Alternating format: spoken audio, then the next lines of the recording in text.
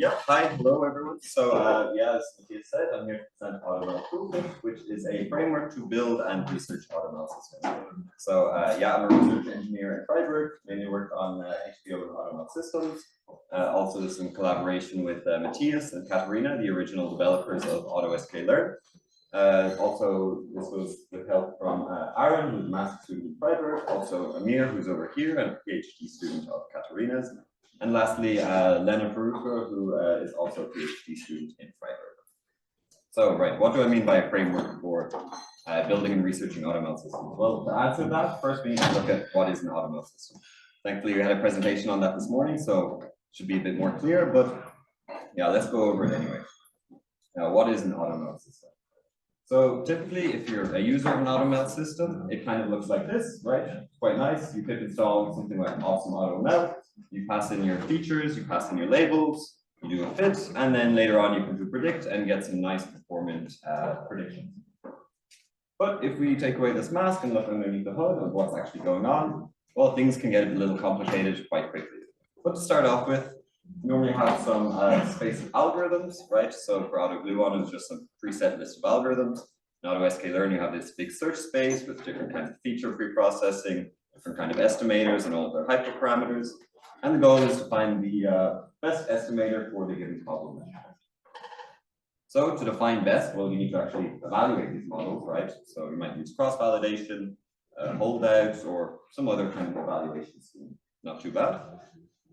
But the space can usually be quite large, and so a typical AutoML system will typically employ some kind of optimizer to say, hey, optimizer, what should I evaluate next?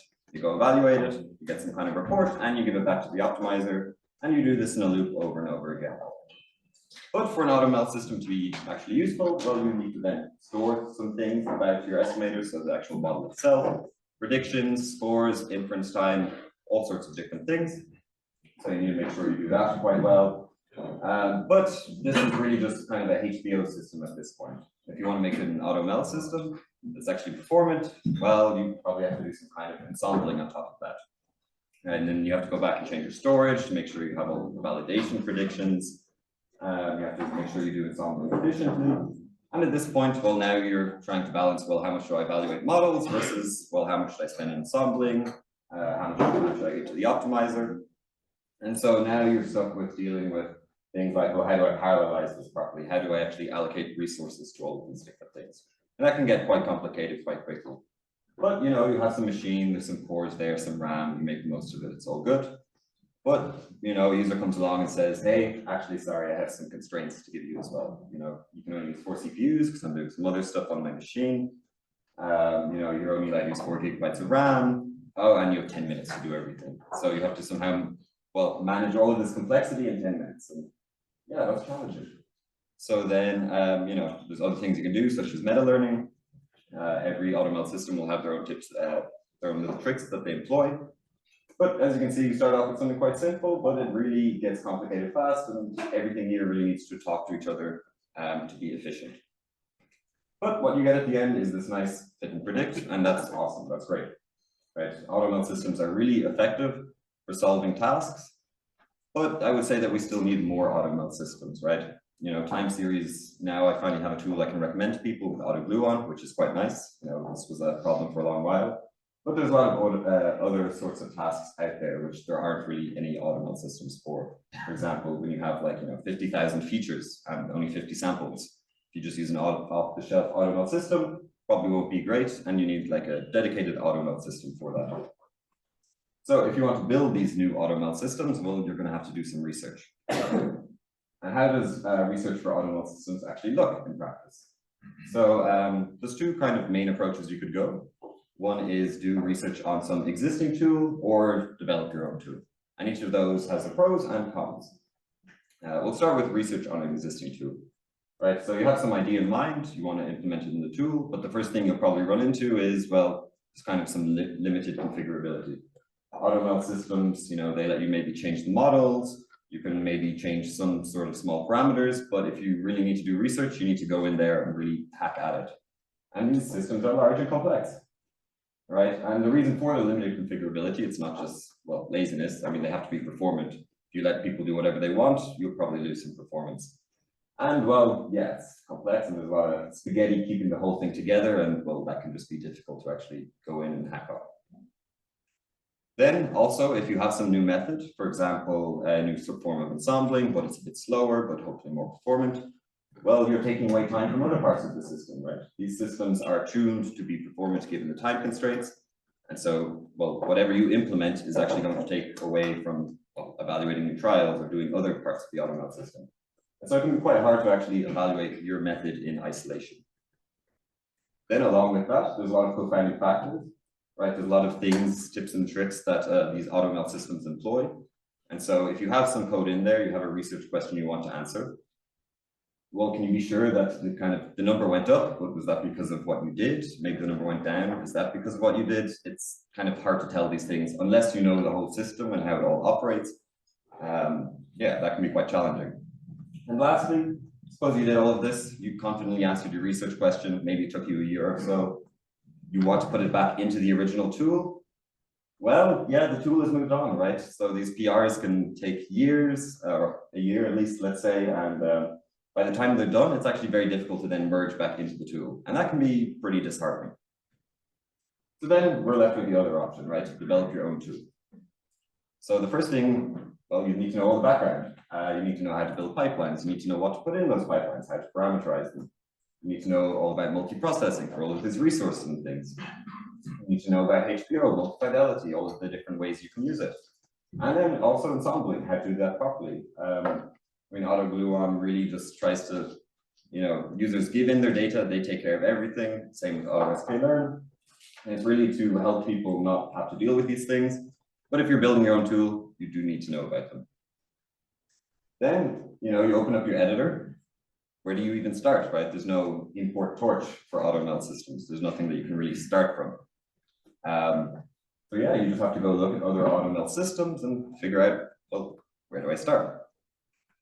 Then you have some sort of system and you need to evaluate it. It's really expensive, right? The AutoML benchmark has maybe 100 data sets. Each of those are 10 folds. You want to run the AutoML system for an hour on each of these, and that just, well, gets really expensive. And everyone else on the cluster is really going to dislike when you submit your jobs. So the last point of this is, well, also it takes a lot of time to do this too. You can ask Matthias how long it took to get AutoScaler off the ground, and yeah, the unfortunate reality is both of these are just not ideal for doing research. And so you can't make research on existing tools any easier, they already exist, but why can't we make developing your own tool easier? And so with that, I'd like to present AutoML Toolkit, which is a framework to build and research AutoML systems. When we were actually creating this, it was quite hard to figure out, who are we building this tool for? Is it for us? Is it for people in industry? And so we came up with a little mission statement, which is AutoML Toolkit is built for researchers with the goal to enable new innovations, whether this is new design decisions within AutoML systems or whether to create AutoML systems with new capabilities. We really want to help accelerate research for AutoML systems. So how do we actually do that? Well, we have the principle that use AML TK, which is AutoML Toolkit. It guides your design towards being, well, first more declarative, hackable, and configurable. So, you can have a mini AutoML system in a script, and that's really easy for people in research to look at, modify, and just, modify as they need, without having to worry about the whole system that's usually buried under lots of files. Secondly, you do this research, but AutoML is an expensive field. So ideally, you want your original prototype to actually, well, be efficient, also scalable and extensible. So yeah, with that, AutoML Toolkit, it's on GitHub. It's on version 1.2, so you can pip install AML TK. Also, it has an MIT license for anybody who cares about that. It is only Python 3.10 and 11, so maybe it's a good time to upgrade your Python version. And we have tests and linting and all these things, so it's well maintained. It is also the first time it's been announced, so consider it beta. Things might go wrong, hopefully not. If it does, please let me know. And yeah, some other things about it. So this was built from experience, right? We had myself, Matthias, and Katarina. We have a lot of experience building AutoScaler and AutoPyTorch and kind of all the pitfalls and what you need to do there. We actually tried to first start with abstracting away what was in AutoScaler and AutoPytorch to some kind of central file or library that we could use, but this ended up just being pretty hacky and not really a good way to go about it.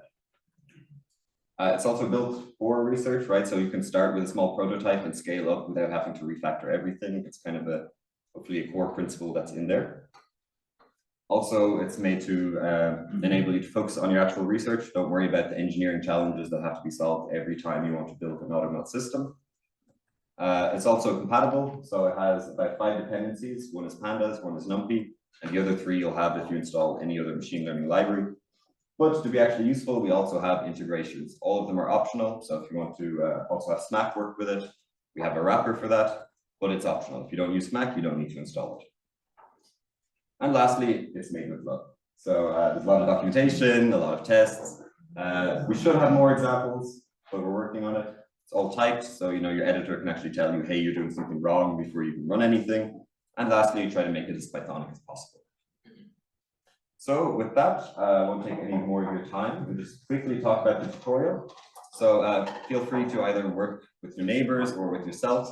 I will say this is kind of aimed around sklearn, not that it has to be, but just we needed a topic for the actual Colab notebook.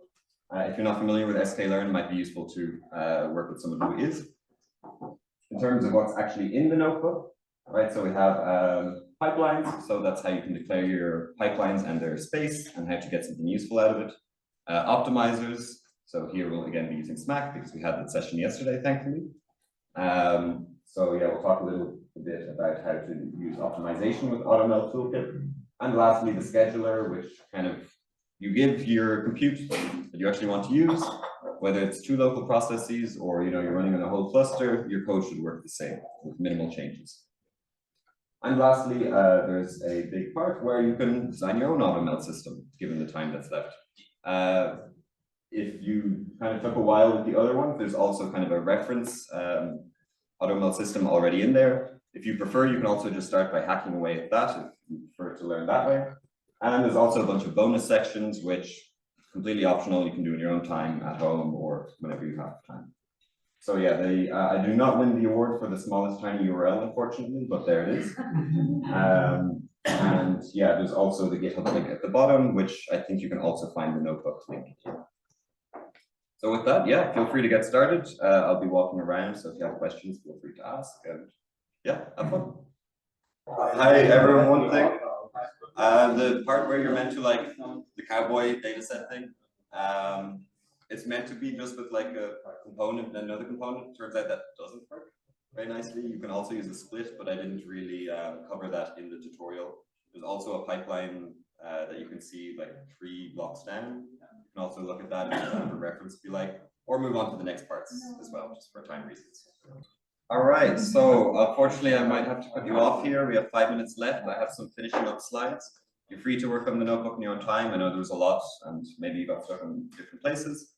So I have the wrong thing here. There we go. So yeah, hopefully you enjoyed it. Hopefully it might be something you would consider using. In terms of what's coming, right? So, we didn't just build this in thin air for no reason. One of the main reasons was actually, well, AutoScaler was becoming a nightmare to maintain. People ask for a lot of things, more flexible pipelines. Hey, can I use this optimizer? I want to hook into it more. We just had to say no. It wasn't easily possible and it would take a lot of time. So yeah, we've been prototyping AML-TK with actually trying to rebuild AutoScaler, which should hopefully be coming out soon. Then in terms of integrations, right? So some of you do deep learning. You notice we're using sklearn. We would love to have better PyTorch support, but I am not a deep learner, and I'd love to talk to anyone who has ideas of how we might go about this. In terms of optimizers, right? So we had SMAC in there, which you used. Also Optuna. There's a library from our group called NEPS, and then also we have a PR now for Hebo, and we also want to include HyperOpt and other optimizers people might use. But in the same way that it's optional, you don't want it, you don't have to install it. Also, if you got to the scheduler parts, right there, we're using with processes, so it's all running with however many processes on your local machine. You can also use Dask job queue, which scales to clusters. But some people like things like Ray or Cloud or Airflow. I know Ray has a PR where it should make it possible soon. It's been in the work for about a year now. Not for me, it's just been stale there. but someone commented on it recently, so good news. In terms of cloud stuff, I mean, we don't have the resources as a university to like test this properly. So if anyone has good ideas of how we can try this out, don't know how useful it is. If someone thinks this is very useful for what they do, if they have to compute on AWS or something, please let us know. Yeah, in the optimization, you know, you saw that really you're in control of the optimization loop. So if you want to do things like logging with 1DB or TensorBoard, you're free to do so. There's nothing stopping you. But we can provide some plugins to make that easier.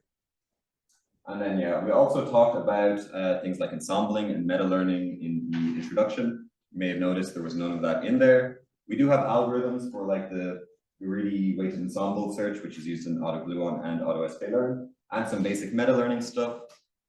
We need to think more about this, how we want to incorporate it. So hopefully things like that are coming soon. And lastly, what's coming? Hopefully more AutoML. So, you know, it was problematic when people from industry said, hey, we have time series problems. I'm like, sorry, tough. Now I can say AutoGluon, which is great. And hopefully we can build more AutoML systems for time series, but also imbalanced data set or for semi-supervised learning where, you know, people don't have labels for everything. Conformal prediction, kind of trending apparently. And then also, you know, in specialized domains, for example, for medical data where you have very specific kind of algorithms and things that you need to do and how you evaluate it. So with all of that being said, right, please go to the repo. Let us know that you're interested by giving a star. I've seen 4 stars already, so that's great. Thank you.